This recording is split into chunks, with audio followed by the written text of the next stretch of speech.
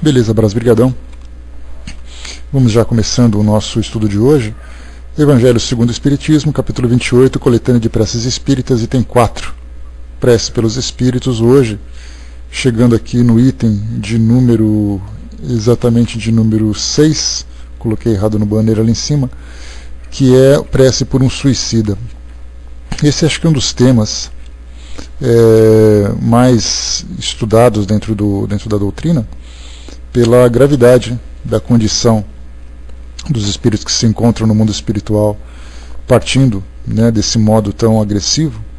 E normalmente quando nós estudamos esse tema, ele é sempre baseado nas consequências, digamos, biológicas ou orgânicas daquele que volta ao mundo espiritual. E nós nos esquecemos muitas vezes de um detalhe importante, que é o estado psicológico dele, que normalmente se reflete na sua condição perispiritual.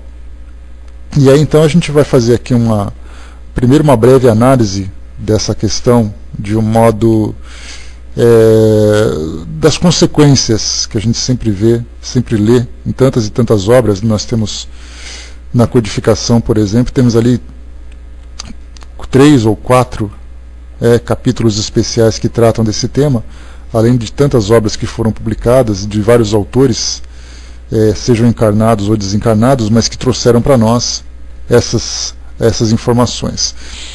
Começando aqui pelo livro Céu e Inferno, que é uma das obras que trazem relatos importantíssimos do mundo espiritual, que acredito que seja a que traz maior realismo do mundo espiritual, já que as demais obras trazem para nós sempre ali teorias a respeito de uma situação ou outra, mas aqui nesse caso são os próprios espíritos que relatam as suas experiências, né? Então, no caso, uma coletânea de entrevistas bastante interessantes, e para quem nunca leu, vale a pena a leitura. O Céu e o Inferno, e em especial a minha parte preferida é exatamente a segunda parte, a que trata dos exemplos, e ali trazendo as condições mais diversas dos desencarnados. No capítulo 5 da segunda parte, que trata dos suicidas, a gente começa com um trecho de uma entrevista feita por Kardec a um espírito, que ele intitula de O Suicida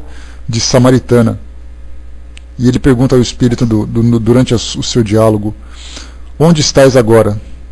E o espírito responde: eu não sei. Dize-me onde estou. E responde Kardec: estás numa assembleia de pessoas que se ocupam de estudos espíritas e que são benevolentes convosco. Diz-me se vivo, eu sufoco no caixão.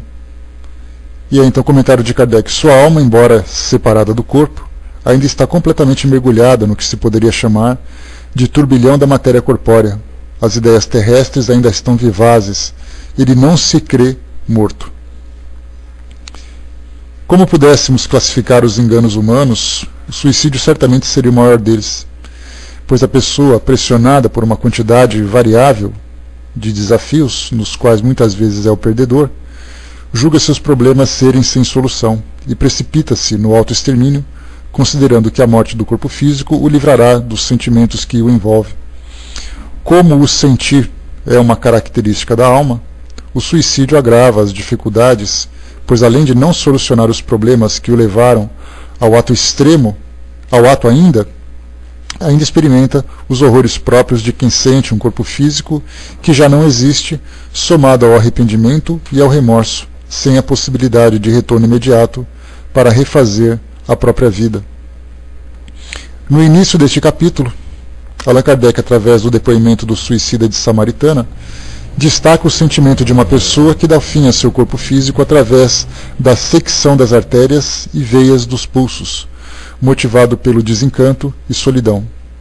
O suicídio, sendo uma transgressão da lei divina, traz sempre uma consequência dolorosa para quem o comete, que varia segundo as causas e as intenções que o moveram.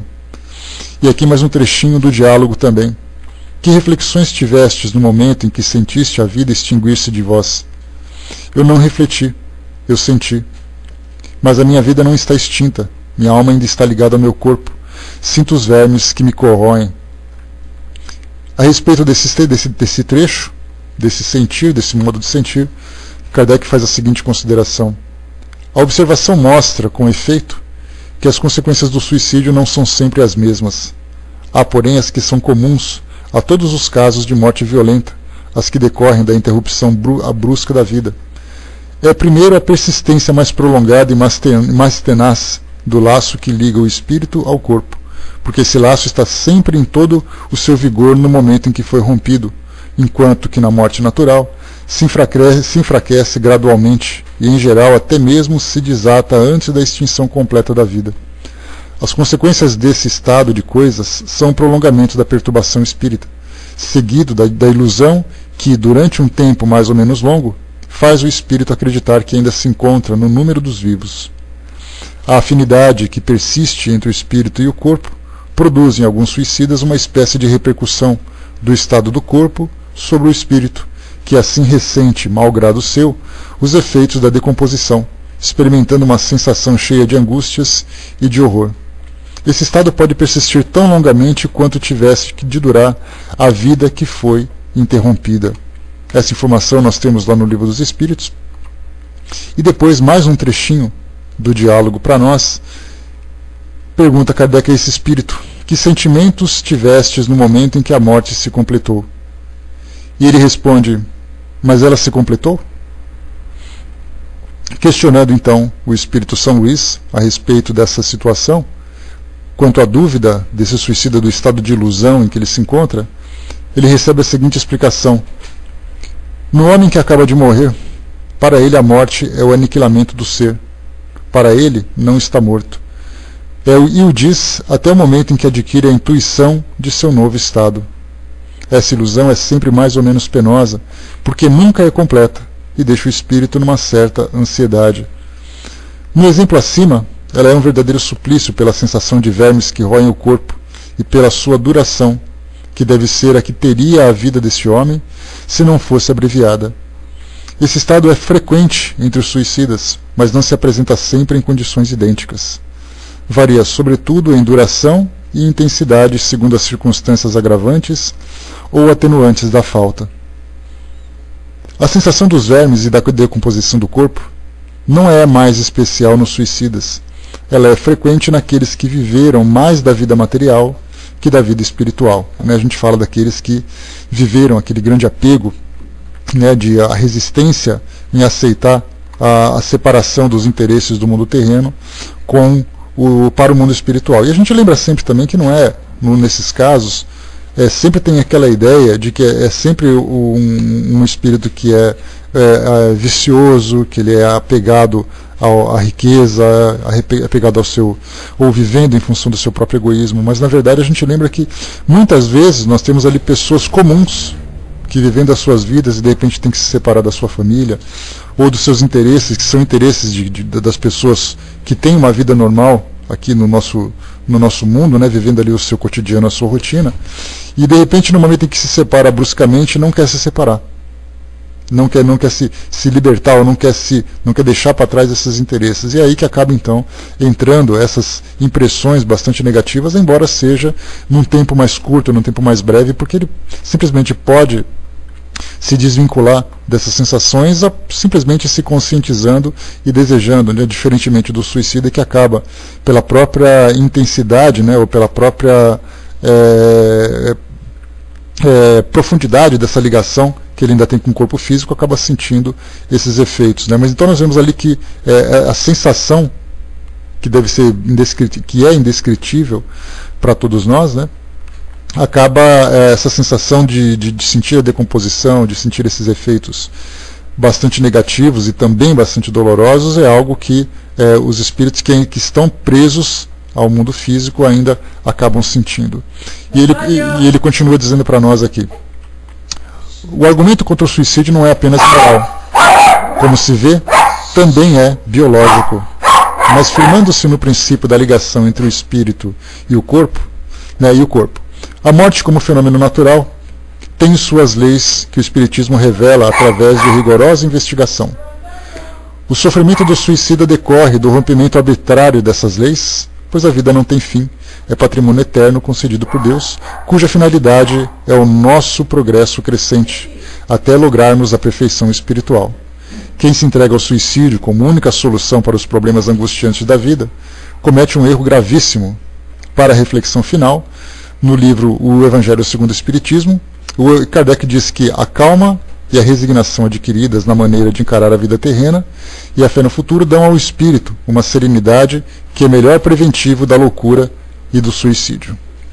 Aqui então, vários livros que nós citamos, né, o Educação para a Morte, livro de Herculano Pires, o Evangelho, o Livro dos Espíritos e Céu e Inferno, de Allan Kardec. Aqui então, nessa pequena passagem que nós trazemos aqui, nessa pequena passagem nós temos a definição, a descrição das experiências vividas através das sensações ou através da ilusão criada por esses espíritos. Mas o interessante para todos nós, o que nós devemos observar, que é significativo, é exatamente a causa disso tudo, né? Porque nós vemos aqui, por exemplo, nessa citação do espírito de Samaritana, que ele cometeu suicídio cortando os pulsos. Muito bem, né? Nós temos ali várias formas que nós vemos nos filmes, que vemos nas descrições, nos livros, na literatura de um modo geral, falando de pessoas que optam por determinado tipo de meio para poder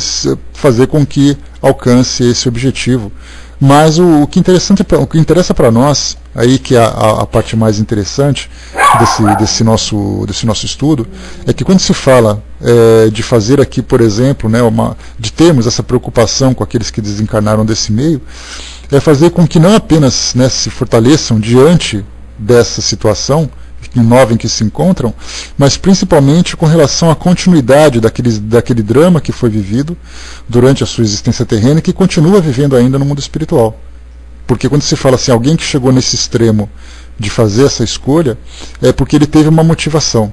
Essa motivação pode ser o prolongamento de uma experiência há muito tempo vivida, e nós sabemos, por exemplo, no caso de Ivone do Amaral Pereira, que a gente vai ouvir aqui uma mensagem dela daqui a pouquinho. Ela era uma suicida recorrente. Foram várias reencarnações que ela teve optando por essa fuga pelos dramas que ela vivia.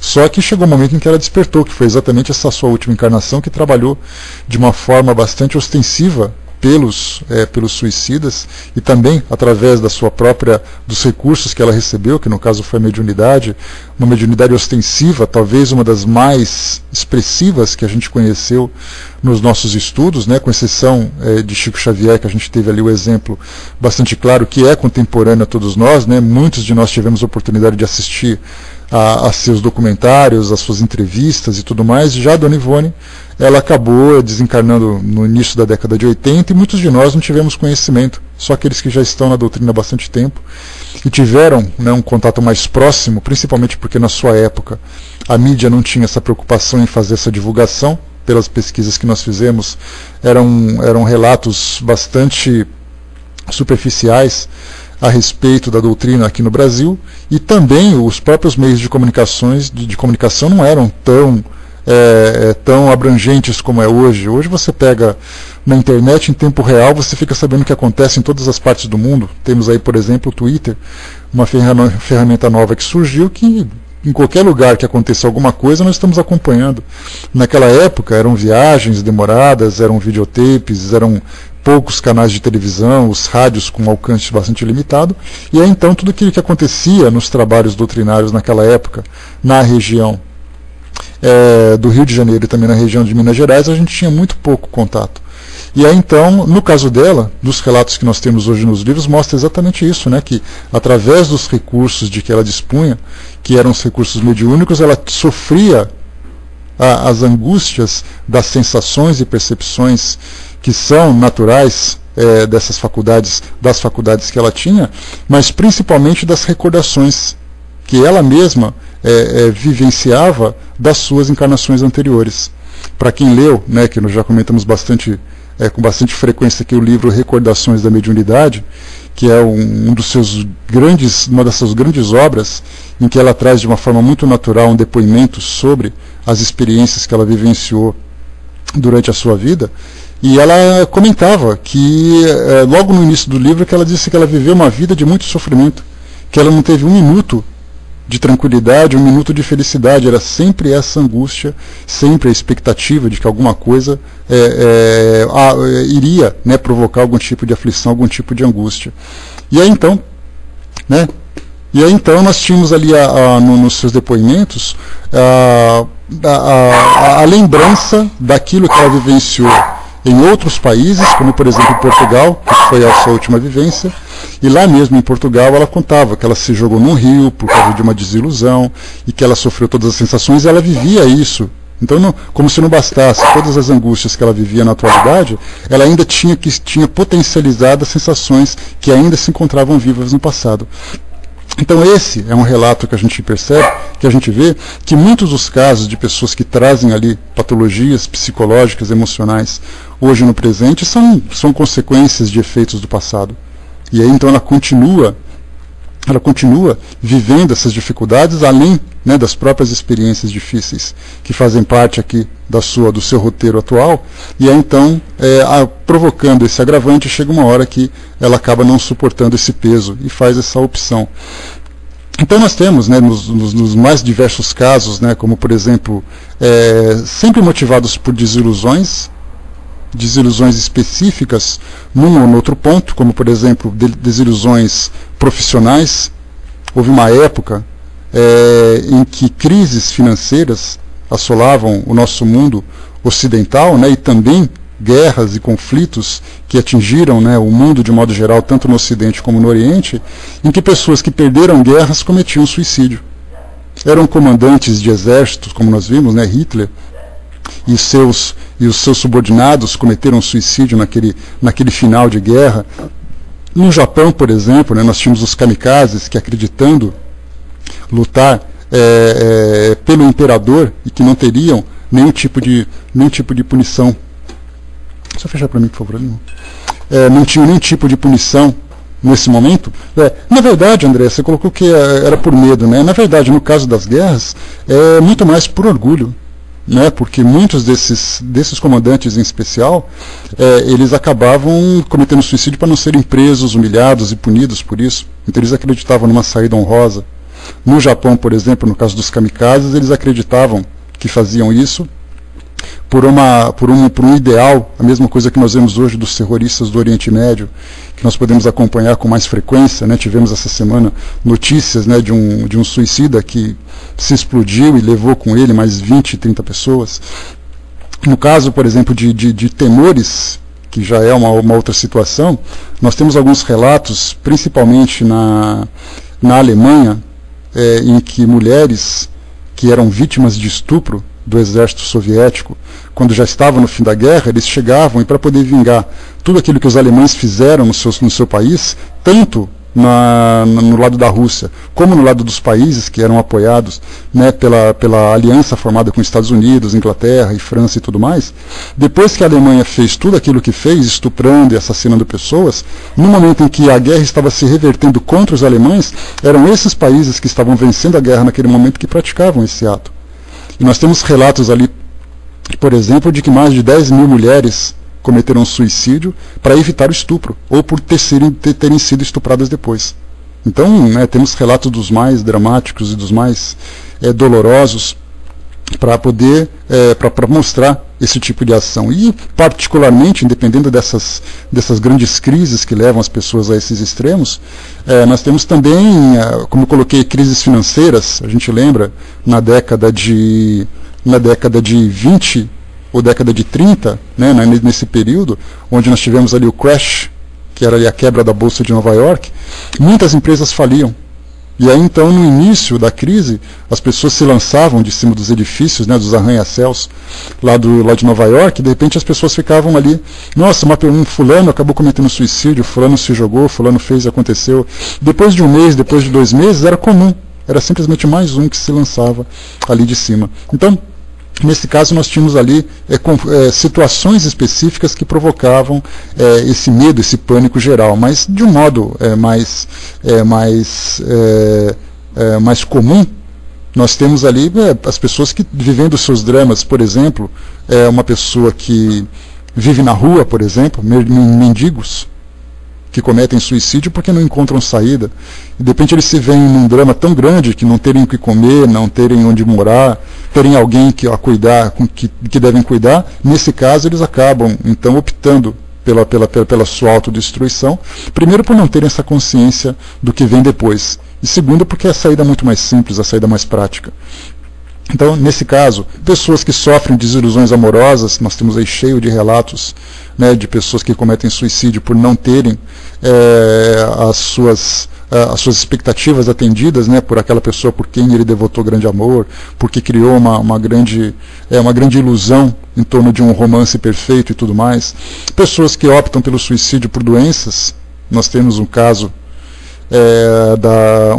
relatado no filme chamado Mar Adentro, um filme espanhol com Javier Bardem, que é hoje um ator bastante conceituado, mas ele interpretou um espanhol que era tetraplégico, tinha sofrido um acidente em virtude de um mergulho, e as suas limitações eram tão graves que chegou um momento em que ele optou. Falou, olha, a vida não tem sentido. E ele era cético, ele era ateu, e aí então ele falou, olha, não tem sentido você continuar vivendo esperando alguma coisa futura. E aí então entrou na justiça para poder requerer o direito da eutanásia assistida, já que ele não poderia cometer o suicídio simplesmente porque ele não tinha nem condições físicas para isso. Mas então o drama do filme todo rola em cima, né, ele se desenvolve em cima dessa situação, e ele acabou optando por esse suicídio, embora tenha sido assistido por outras pessoas, tomando ali uma determinada substância, mas ele fez a opção. Ou seja, ele então optou pelo suicídio por causa dessa doença. E nós temos várias pessoas que também têm hoje, né, de doenças incuráveis, de medo de sofrerem, de ficarem sozinhos e tudo mais, fazem essa opção. Né? O que fazer de uma cidade que tem altos índices de suicídio? André Trigueiro, Aninha, quando ele fala na sua palestra Prevenção contra o Suicídio, ele fala que para nós que o Ministério da Saúde hoje tem a necessidade de encarar o suicídio como sendo uma patologia social bastante grave pelos altos índices que vem apresentando. Hoje nós já não temos mais idade para poder dizer simplesmente que é nessa faixa etária que isso acontece. Nós temos adolescentes cometendo suicídio por crises de depressão, por crises amorosas, exatamente pela intensidade que vivem esses sentimentos sem terem maturidade para isso. Como nós conversamos essa semana, essa ideia do ficar que os jovens acabam optando hoje, fazem com que essa ideia faz com que eles vivam de uma forma muito intensa sentimentos de paixão, sentimentos de ilusão, a ideia a prática da sexualidade sem ter maturidade psicológica para isso. De repente se entregam com tal intensidade que quando há o rompimento dessa relação, eles já não sabem mais o que fazer. Então adolescentes de 13, 14, 15, 16 anos estão hoje fazendo essa opção. No Japão, por exemplo, mostra que os jovens, pela pressão que sofrem pelo futuro acadêmico, pelo futuro profissional, são tão exigidos pelas famílias que acabam depois optando por essa fuga. Então já não temos mais uma idade específica para isso. E nesse caso, por ser ali uma patologia social, os órgãos públicos precisam agora se mobilizar para poder entender a causa disso tudo e tomarem medidas para evitar que isso aconteça. Então a Aninha perguntou o que dizer de uma cidade que tem altos índices de suicídio. Precisa entender a causa disso tudo. Né, o que acontece exatamente, qual é o problema que essas pessoas estão enfrentando, o que acontece nessa região. Então, preciso fazer um estudo, né, com vários setores da sociedade, né, os setores da medicina, por exemplo, setores médicos, psicológicos, sociais, familiares, religiosos, tudo isso numa análise conjunta, para entender exatamente o porquê disso tudo e qual é a solução possível para evitar que essa situação continue se prolongando. Laura colocou, trazendo para os tempos atuais, as pessoas são mais solidárias e desencantadas, né? Então pode aumentar o número de suicidas, né? Olha, Laura, a gente lembra sempre, que a gente tem falado essa semana, que o mundo vive em função de satisfação de necessidades materiais, né? Então as pessoas estão querendo comprar, estão querendo ter, estão querendo se colocarem, né? Bom dia pessoal que chegou, se colocarem nessa ou naquela condição. Então elas precisam saciar essa necessidade que elas estão apresentando. Só que a partir do momento que você não consegue, você gera algum tipo de infelicidade, algum tipo de angústia. Conforme ela vai se prolongando, se você não tem estrutura para poder se manter equilibrado, você vai chegar num momento em que você acaba se perdendo. Então é exatamente, né, que hoje nós temos essa ideia em que as pessoas estão mais solidárias por um lado, mas ao mesmo tempo mais individualistas por outro. E exatamente por ter essa guerra daqueles que desejam fazer e daqueles que querem simplesmente receber, ali há aquele choque de interesses e o fator psicológico vai sendo considerado com maior relevância. E a gente vê, né, que é chamado hoje o drama do século como a depressão, chamado mal do século. E ela sempre existiu. A partir do momento em que o indivíduo se coloca numa situação de grande pressão, e ele não tem estrutura psicológica para poder suportar, e a gente lembra que todos nós somos vulneráveis a isso, né, porque basta você se colocar numa situação de maior intensidade, que você começa, muitas vezes, a perder o controle. E essa perda de controle gera em você uma certa ansiedade, uma certa expectativa, e, consequentemente, pode chegar a essa situação depressiva. E lembrando também, né, que é importante a gente diferenciar uma situação da outra, que existem dois tipos desse tipo de, digamos assim, de doença psicológica. Primeiro, que é a depressão patológica propriamente dita, que ela é mais a longo prazo, que ela vem se desenvolvendo há bastante tempo, que ela pode ter causas psicológicas, causas sociais, pode ter causas biológicas, pode ter causa espiritual, são várias as causas que hoje são estudadas, né? E o outro que a gente acaba analisando é o estado depressivo, que é bastante diferente da depressão patológica. O estado depressivo ele é gerado por uma situação que você vive hoje. Então basta a gente analisar, por exemplo, um caso de um desencarne familiar. Dependendo da relação que você tem com aquele que desencarnou, você entra num estado depressivo, mas conforme você vai se recuperando, isso acaba voltando, você acaba voltando à sua vida, digamos, normal. Profissional, por exemplo, tem pessoas que ficam desempregadas durante um certo período, e aí então nessa condição de desempregado ele começa a fazer uma análise da sua vida que nada está dando certo, que ele sofre uma pressão para poder cumprir com seus compromissos, para poder amparar as pessoas que estão ali dependendo dele. Então ele começa a entrar num estado depressivo, mas a partir do momento em que ele é empregado, ele já começa a retomar o seu equilíbrio, então ele já começa a receber seu salário, já começa a fazer e acontecer, né? Pois é, exatamente, André. A gente tem o CVV agora, né, que está fazendo um trabalho muito bacana, que é não apenas por telefone agora também, mas eles fazem através do site, inclusive fazendo cursos. Para quem tem interesse em conhecer um pouquinho mais, escreve para o pessoal da coordenação do CVV, que eles vão enviar para vocês ali informações sobre o curso online. Que é mais ou menos, né, tem também ali, embora seja de um aspecto diferente, já que o CVV, embora tenha sido fundado por uma instituição espírita, ele é visto hoje simplesmente como uma instituição social. Então hoje ele faz esse trabalho de apoio, de amparo e tudo mais ou menos aquilo que nós fazemos nos atendimentos fraternos das mais diversas instituições. Né? Então nós fazemos aqui no meio virtual, por exemplo, que é onde a gente trabalha, nós temos ali nas próprias casas espíritas, no atendimento presencial. Então tem ali um instrumento, né? Utiliza-se de instrumentos para poder fazer com que as pessoas tenham uma visão diferente da vida, sejam mais motivadas e tudo mais, né? Então, como a gente vê nesses casos, né, cada pessoa tem ali as suas dificuldades para poder lidar com essa ou com aquela condição, mas a partir do momento em que ela começa a entrar num estado patológico mais profundo, ela corre o risco de sentir essa desilusão de uma forma mais profunda. Então, o que a gente falava dessas sensações que nós normalmente estudamos, porque a questão que até, digamos assim, até uma pequena falha que nós temos na interpretação dessas informações ou dessas situações, nós, por exemplo, quando alguém comenta que por acaso eu estou interessado em terminar com a minha própria vida, a primeira coisa que a gente faz é, olha, cuidado porque você vai sofrer muito. Porque os suicidas acabam ficando depois ligados ao seu corpo físico, porque sofrem isso, sofrem aquilo. Então, na verdade, a gente tenta evitar que o indivíduo faça essa opção, mostrando para ele o lado negativo, né, o lado do medo. Mas a gente não se preocupa com o drama que ele está vivendo. Então, na verdade, nós temos que atingir o problema, a causa desse problema, para poder evitar que ele chegue nesse final.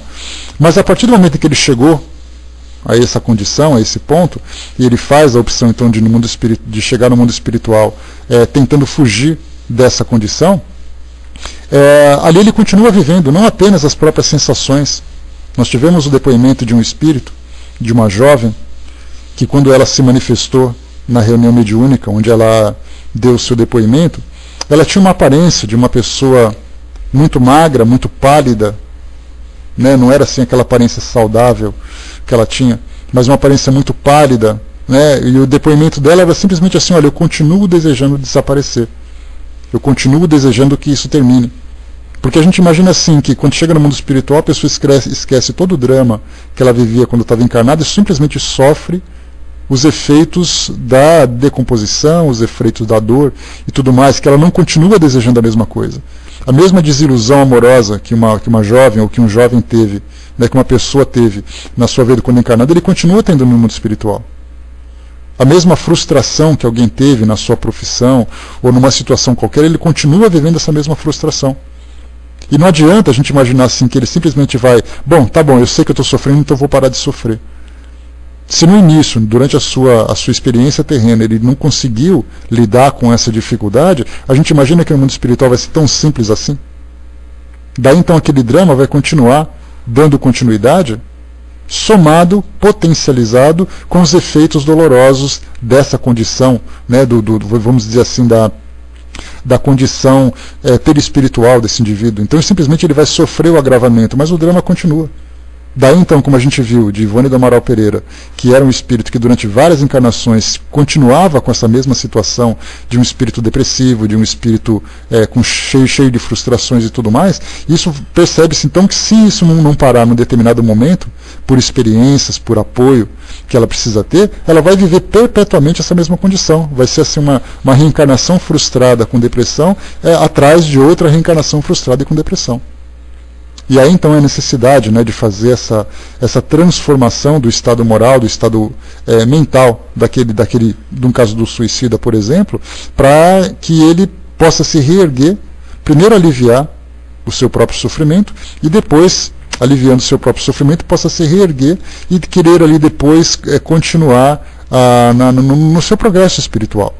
Lá, por exemplo, no filme que nós assistimos, O Nosso Lar, acredito que todos vocês tenham assistido, tem ali a prima, né, do espírito Lísias, que era aquele enfermeiro, a prima dele que desencarnou, desesperada por causa do noivo, que ela não queria morrer, que ela não queria isso, não queria aquilo, e aí então mostra numa condição psicológica dela de muita agitação, de querendo fugir desesperadamente, que ela queria voltar para o mundo espiritual para continuar vivendo a sua experiência amorosa, já não podendo mais isso tudo, ou seja, no espírito que não se conformava por ter se desligado dos seus interesses. E ali então mostrava que a aparência dela, da personagem que interpretou, da atriz que interpretou aquela personagem, é exatamente o relato que André Luiz traz também na sua obra, mostrando que ela demonstrava fisicamente o seu estado psicológico. E a mesma coisa nós vemos também, basta você ver, né, para quem já teve oportunidade de visitar hospitais ou já trabalhou em hospitais, você entra nessa ala psicológica ou da área psiquiátrica, você percebe exatamente a expressão física nas pessoas daquilo que ela sente intimamente, né, do seu estado psicológico. E aí então aquele espírito mostrava exatamente isso. Então no mundo espiritual a gente pensa assim, você está num local mais tranquilo, você está num lugar onde você vai aprender muita coisa, vai ter oportunidade de trabalho, vai ter isso, vai ter aquilo, mas na verdade a gente pensa assim, as pessoas estão dispostas a viver tudo isso? Será que elas vão esquecer com tanta facilidade aquilo que aconteceu? Nós temos casos, depoimentos, por exemplo, de mães que desencarnaram e pais também que desencarnaram e deixaram seus filhos para trás, que eles não se conformam com esse desligamento. Eles não aceitam a desencarnação, por mais esclarecidos que eles tenham sido, por mais lúcidos que eles estejam, eles não aceitam. Porque dá a impressão assim, de que a partir do momento que você fala para alguém que ele tem que deixar para trás aquele passado, que ele já está desencarnado, que ele está numa condição diferente, ele vai simplesmente revolucionar a sua vida e vai começar a viver de um modo diferente. E não vai. Temos ali muitos espíritos que estão chorando o tempo todo porque não se conformam com essa condição. E essa situação dura muito tempo. E daí então que a gente sempre lembra que esses espíritos que estão ali preparados, que são os, digamos assim, os trabalhadores do mundo espiritual, que estão preparados para receber os desencarnados, eles têm um preparo psicológico muito grande, são praticamente todos psicólogos. Sem nenhuma formação acadêmica dentro dos nossos moldes, mas conhecendo os dramas e as fraquezas humanas para que eles possam trabalhar.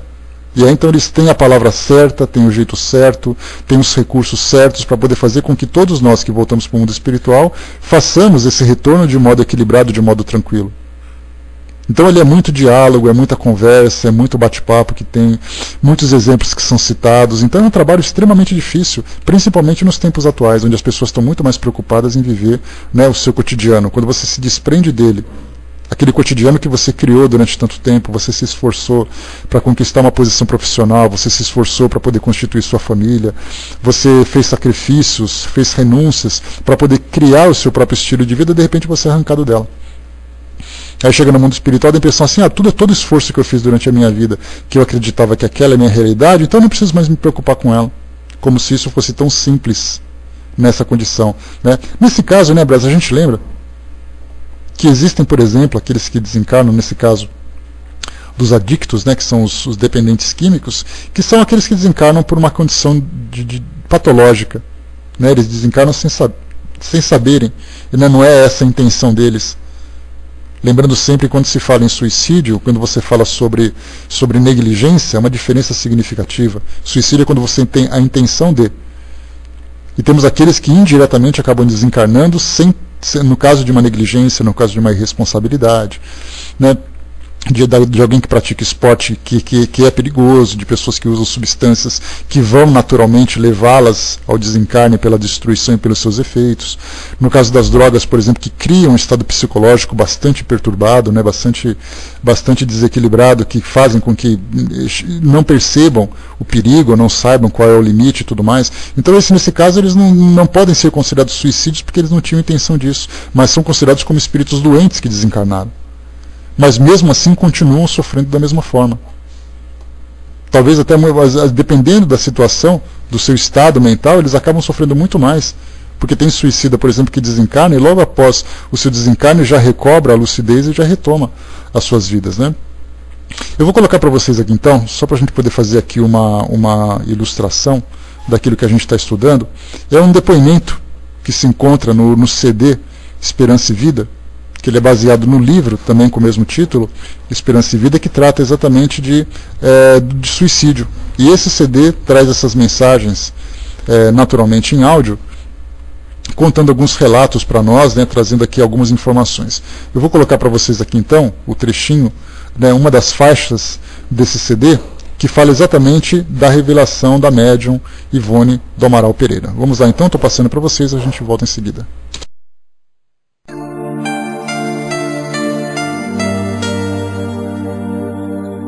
Revelação da médium Ivone A. Pereira.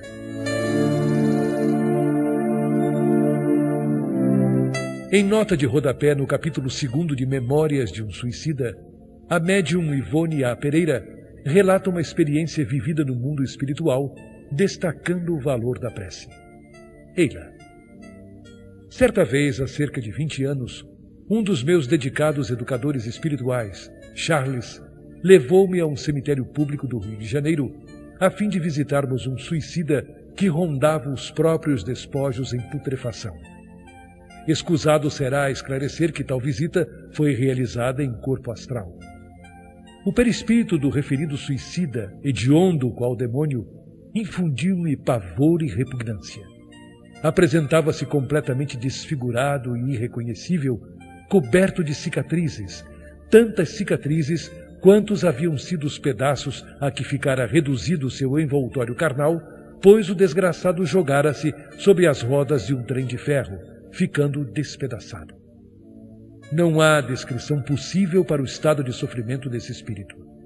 Estava enlouquecido, atordoado, por vezes furioso, sem se poder acalmar para raciocinar, insensível a toda e qualquer vibração que não fosse a sua imensa desgraça.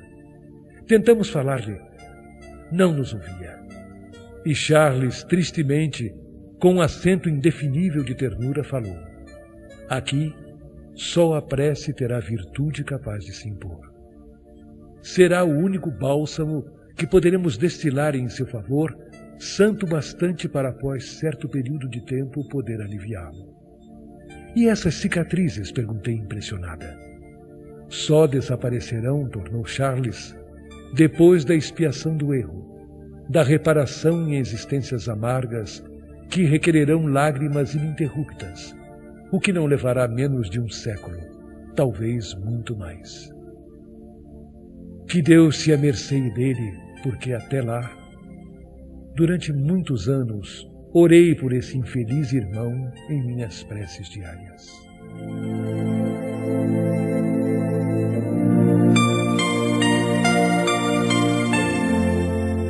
Fazei aos homens tudo o que queirais que eles vos façam, pois nisto consistem a lei e os profetas.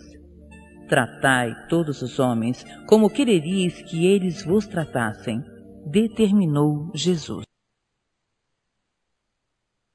Pronto, voltando aqui então, a gente viu nesse depoimento a mesma coisa que eu comentei no início do nosso estudo, que a preocupação que se tem é com relação à aparência e com relação às sensações.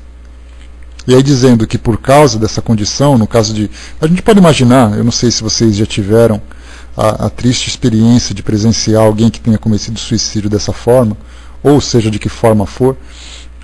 E a gente infelizmente já chegou a ver na televisão pessoas que fizeram, né, que cometeram esse ato em público, e isso acabaram revelando, né, esse CD Olhos é chamado Esperança e Vida. Ele se encontra lá na nossa lista sugestiva do atendimento fraterno. Se você tiver endereço ainda, dá uma chegadinha lá que tem ainda, que você vai encontrar por lá, tá? Então o que a gente percebe aqui no caso desse suicida, né, que se jogou em frente a um trem, destroçou seu corpo físico, né, o seu perispírito acabou depois recebendo a repercussão de todos os ferimentos, todas as lesões e destruições provocadas. E aí então o que foi revelado a Dona Ivone pelo espírito Charles é que esse espírito levará pelo menos um século para poder se recuperar do ato de ter cometido o suicídio. Então a preocupação específica ainda com relação ao ato. Mas a gente se pergunta, e a causa que o levou a essa situação? Por que ele cometeu esse ato? O que gerou todo esse estado de perturbação, né, de desequilíbrio mental, de desequilíbrio emocional, de desequilíbrio espiritual para ele cometer essa atitude? No mundo espiritual ele vai continuar vivendo a mesma coisa. A mesma sensação que ele tinha quando estava encarnado é uma sensação que continua existindo quando ele estiver desencarnado. Então, a grande dificuldade que a gente vê no mundo espiritual, nós nos colocaríamos nessa condição. Qual seria a parte que nós socorreríamos primeiro? Seria recuperá-lo do estado emocional em que ele se encontra pela experiência vivida no mundo terreno, ou corre para poder acudi-lo na sua condição de espírito com as cicatrizes e com todas as dores que acaba sentindo, lembrando que essa dor não é uma dor física, mas é uma dor que continua ainda repercutindo na sua mente, né, de uma dor, vamos dizer assim, não seria apenas uma dor psicológica, porque ele não imagina que essa dor exista, mas é o vínculo que ele ainda mantém com o seu corpo físico, que se encontra ali destruído, que se encontra em decomposição, que vai fazer a diferença. E assim, o passo a passo desse processo, eu me lembro de ter assistido a uma entrevista com um trabalhador de uma determinada casa espírita daqui de São Paulo, e ele era o chamado doutrinador, que nada mais é do que o coordenador dos trabalhos mediúnicos, né, principalmente de trabalhos com obsessores, mas também com espíritos sofredores, porque a gente sempre acha que a reunião mediúnica serve para atender o obsessor, mas também para o espírito doente. E ele fazia um relato para nós interessante, que ele dizia que o seu grupo se encontrava, né, tinha ali uma estrutura para atender a espíritos suicidas. E aí então se manifestou um primeiro espírito. No momento em que o médium estabeleceu contato através da incorporação, que é uma expressão que nós utilizamos, né, uma expressão que não tem uma definição por Kardec, né, que ele traz para nós, por exemplo, a gente vai estudar isso no livro dos médiuns, ele coloca para nós, por exemplo, ele fala da psicofonia, que é o espírito falar através do médium, e falar, por exemplo, não significa você mexer os braços e você andar. Ele fala da psicografia, que é você escrever através do médium. Mas como é que nós podemos chamar, por exemplo, o momento em que o espírito controla o corpo do médium? Então esse nome, pelo menos eu não conheço, mas a gente vai estudar sobre isso para poder entender um pouco mais. Não existe um nome específico no livro dos médiuns para falar sobre isso. Seria mais ou menos, já que nós temos a psicografia, a psicofonia, seria a psicomotricidade, talvez?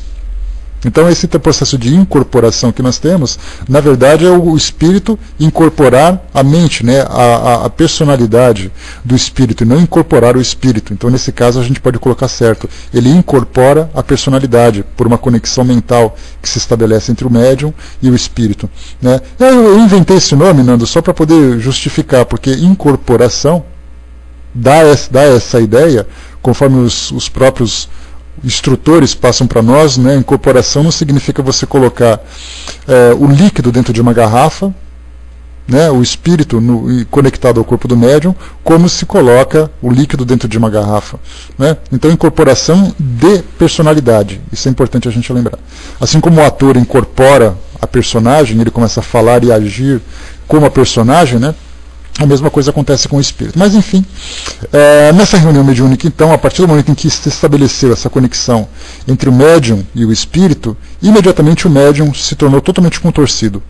As suas mãos viradas para dentro, os seus dedos, né, fechados, né, a sua cabeça, o seu corpo ficou completamente contorcido na cadeira.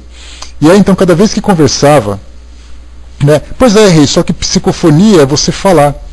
Nós temos casos, por exemplo, no livro Viagem Espírita, de 1862, de Kardec, em que ele relata uma médium numa determinada cidade, em que enquanto ela fala,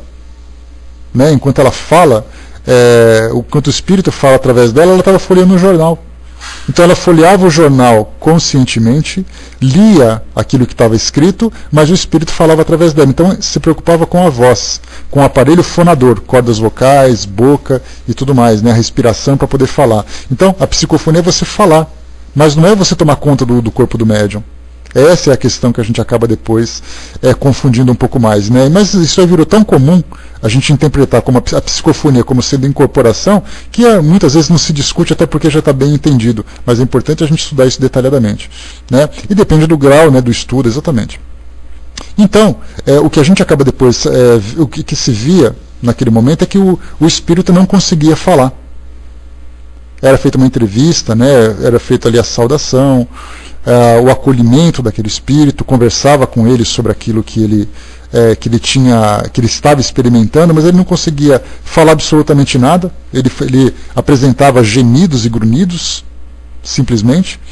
E nessa primeira tentativa, lembrando que no caso de um espírito que se encontra nessa condição, o contato fluídico, né, com o fluido animalizado do médium é de extrema importância. Então ele veio numa primeira reunião, teve ali aquele primeiro contato, recebeu a acolhida, ouviu algumas mensagens edificantes de esclarecimento para que ele pudesse se recompor psicologicamente no mundo espiritual.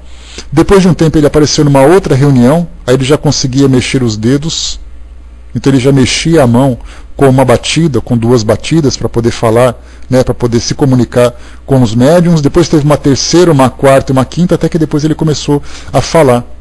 Então percebe que esse contato que ele teve com os médiuns, quer dizer, a primeira preocupação que se tem é fazer com que o espírito se recomponha perispiritualmente, para que ele volte a ter ali mobilidade, para que ele consiga articular as suas ideias, né, porque ele precisa de fala, ele acredita nisso, que ele precisa falar. Então se ele se encontra com o seu pescoço destruído, ele não consegue falar porque ele acredita nisso. Então a primeira preocupação é a recomposição perispiritual, mas psicologicamente ele continua sofrendo. Essa é a questão que para nós, aqui que temos uma visão superficial do problema, acabamos não percebendo.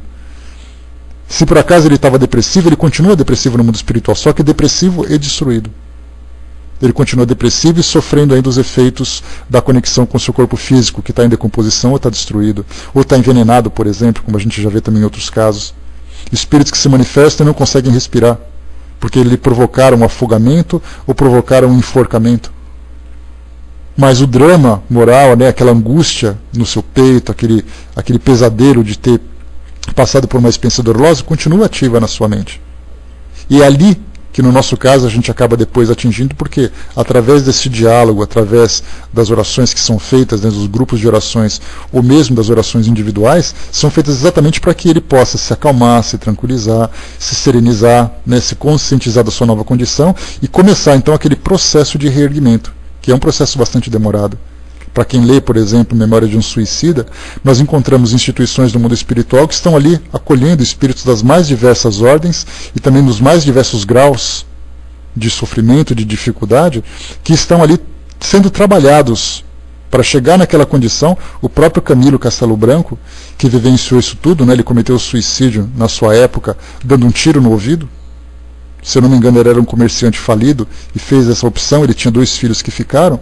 Ele teve que se recompor, e depois de se recompor e se conscientizar e depois relatar tudo aquilo que ele vivenciou, ele já era um trabalhador no mundo espiritual.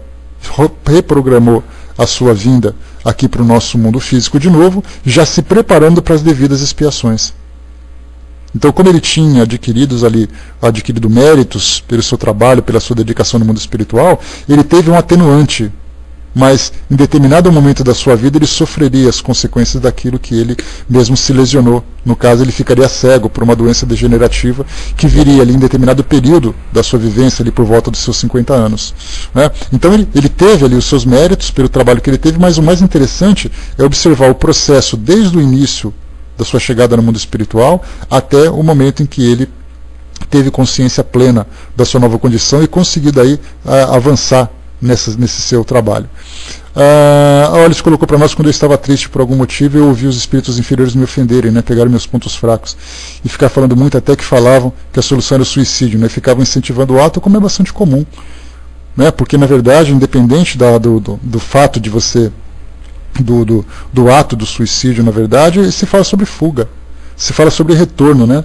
Se fala sobre aquela experiência difícil que o indivíduo está vivendo ali na sua vida física e depois voltando para o mundo espiritual como ali sendo quase que um escravo. Porque você volta em tal estado de perturbação que você se torna ali, digamos assim, joguete desses espíritos que se utilizam da sua condição como um serviçal, como escravo. A gente não sabe exatamente o que se passa na cabeça deles, mas se hoje nós temos ali aqueles que subjugam uns aos outros aqui no mundo físico, no mundo espiritual não é diferente, principalmente quando você se encontra nessa condição de tamanha perturbação. Uns desses suicidas, para a gente ter uma ideia, inclusive isso é relatado num dos livros de Manuel Filomeno de Miranda, Dramas da Obsessão, se eu não me engano, né, de repente pode ser o Bastidores da Obsessão, não me lembro exatamente qual é o livro, mas ele mostra que num processo obsessivo, para poder atingir uma determinada pessoa, influenciando-a para que ela entrasse numa crise depressiva muito profunda, eles simplesmente colocaram dentro da casa dela com frequência, para poder ficar ali próximo, um espírito suicida. Ele não precisava fazer nada, ele só precisava ficar ali. E a sua vibração então se espalhava pela casa, envolvendo aquelas pessoas, e aqueles que entravam em sintonia com ele começavam a sentir os seus efeitos. Aí começava a ficar cada vez mais deprimido, chorava à toa e não sabe porquê, e de repente percebia que era o espírito que estava provocando esse tipo de influência. A Dona Ivone relata nesse livro que a gente colocou, o Recordações da Mediunidade, que ela visitou uma casa que era de um engenheiro alemão, que tinha cometido suicídio há alguns anos. Não me lembro exatamente porquê.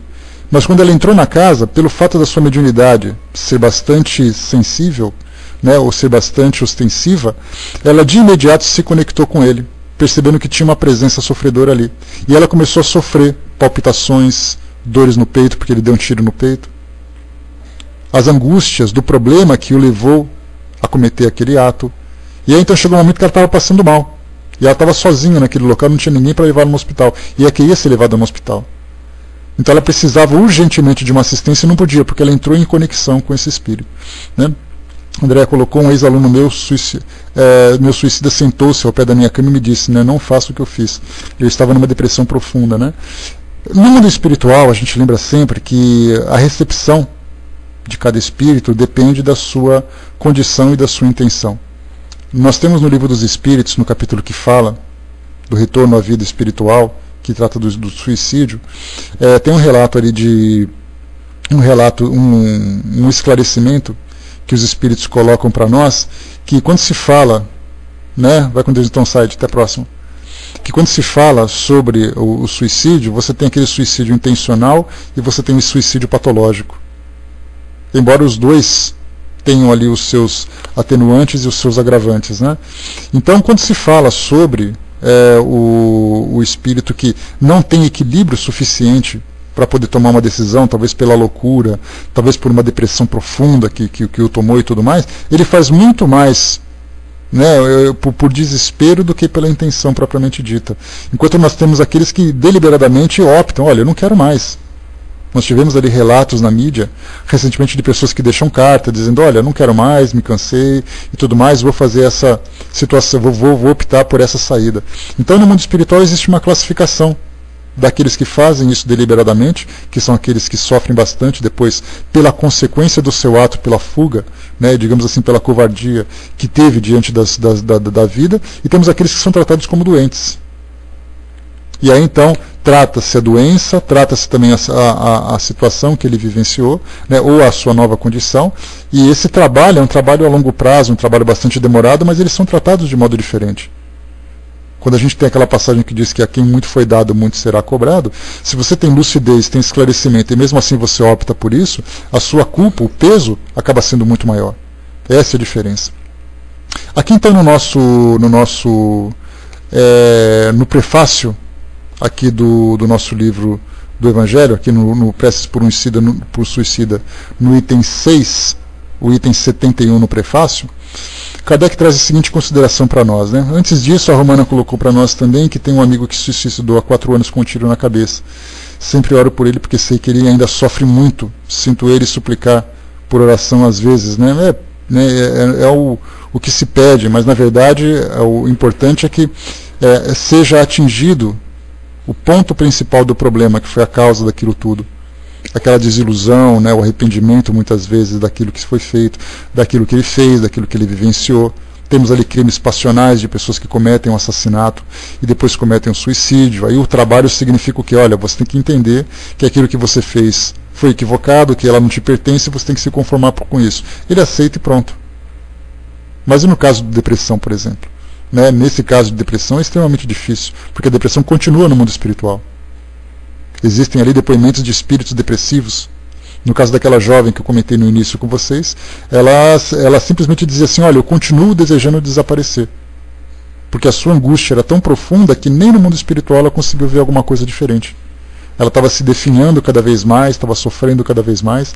E como a gente lembra sempre, tem uma passagem, uma orientação de São Luís, no livro, no Memória de um Suicida, quando ele trata exatamente desses espíritos que estão nessa condição, né, depressiva. Ele diz assim que quando um espírito, por exemplo, é um obsessor, obstinado por uma causa, ele quer destruir, ele quer fazer, quer acontecer, ele tem uma energia muito grande dentro dele, uma força muito grande, que se você conseguir fazer com que essa força seja revertida para um outro polo, se a força que ele usa é para destruição e essa força é utilizada para produção, ele acaba sendo um espírito muito útil e acaba crescendo também com muita rapidez. Agora, no caso de um espírito que se encontra com uma força nula dentro dele mesmo, que é no caso de um depressivo, no caso de um suicida, ele simplesmente não tem força para nada.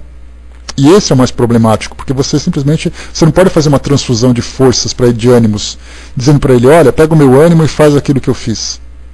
Você vai falar assim, olha, vamos lá, fica motivado, faz isso, faz aquilo. Ele vai dizer simplesmente, não tenho vontade.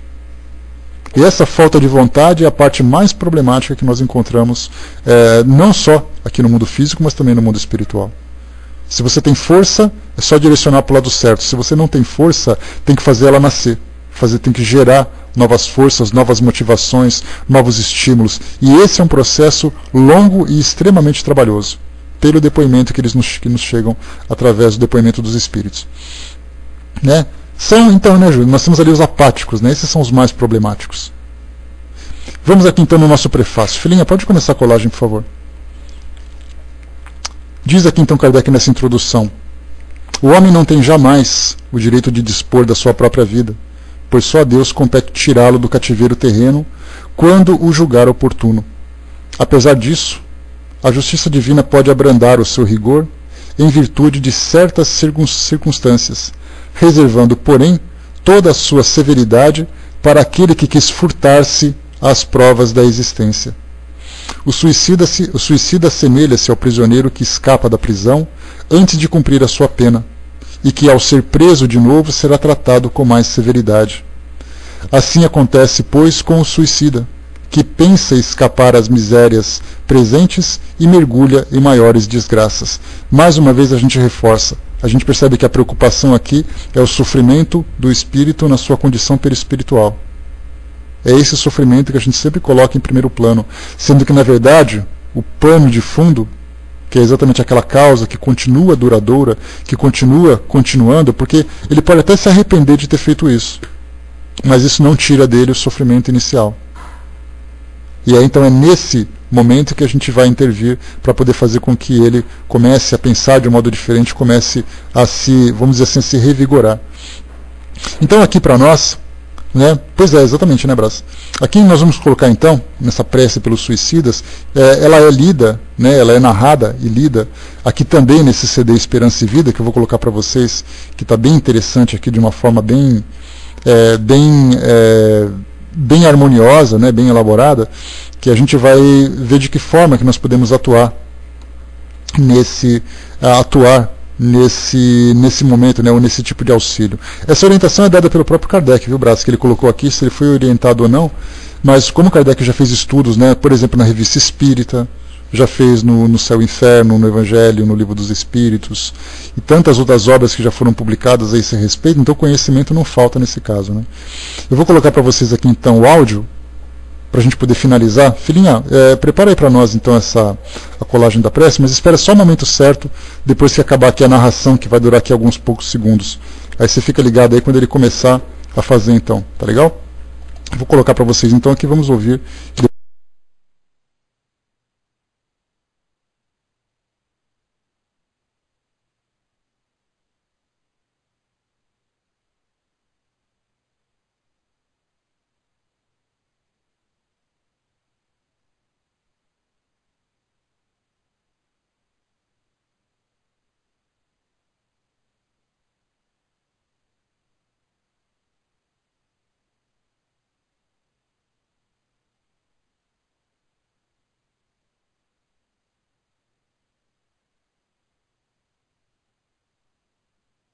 Oi, voltando, calma. Tá aqui, ó, nesse áudio que eu coloquei para vocês agora, é uma palestra de André Trigueiro, que fala prevenção contra o suicídio. Tá, então escuta um pouquinho com calma, que aí ele fala com mais propriedade, porque ele estudou o caso, conseguiu apresentar de uma forma bastante clara para todos nós, mas livros não faltam sobre isso. Tá, obras não estão aí disponíveis de todos os tipos, de todas as expostas, de todas as formas, né, que fica bem fácil da gente poder orientar. Mas a própria doutrina fala por si, né, Marquita? Aquela questão da aceitação da fraqueza daquele que cometeu o suicídio, de todo o trabalho que pode ser feito à distância, como é o caso que a gente está estudando agora, sobre prece por um suicida, para poder atingi-lo no mundo espiritual, para que ele possa se recuperar, dar continuidade, né, no seu crescimento, mas principalmente se fortalecer diante das fraquezas que causaram essa situação e se preparar depois para as consequências também daquilo que virá, né, o fortalecimento, o encorajamento, que é importantíssimo.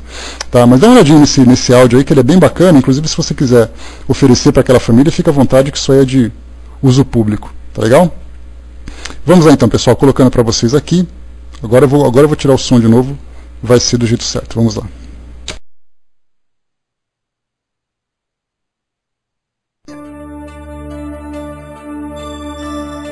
Prece por um suicida. No capítulo 18 de O Evangelho segundo o Espiritismo, Allan Kardec esclarece: jamais tem o homem o direito de dispor da sua vida, porquanto só a Deus cabe retirá-lo do cativeiro da terra quando o julgue oportuno.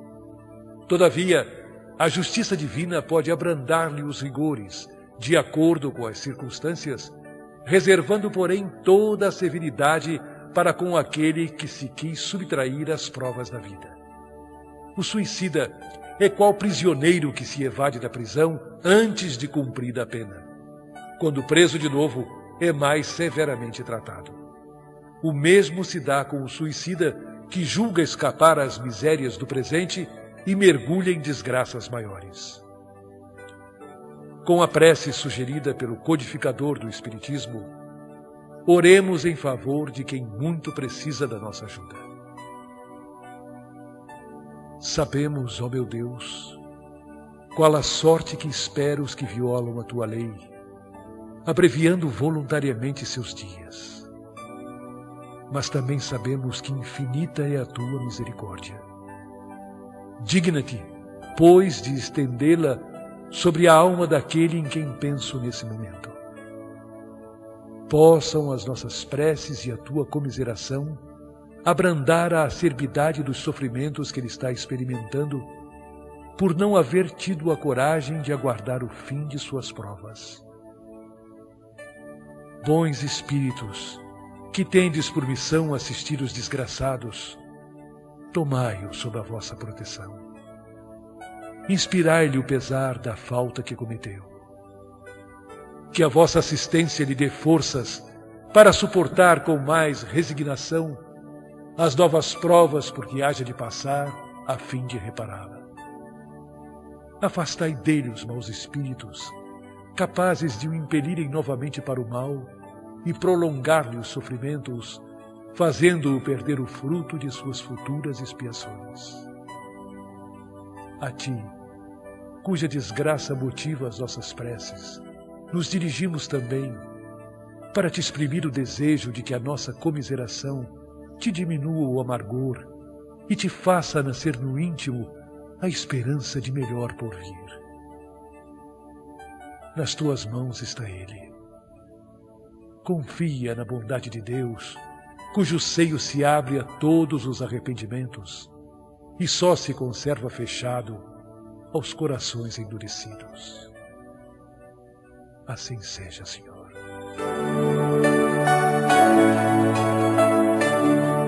Bem-aventurados os que são misericordiosos, porque obterão misericórdia. Anunciou Jesus.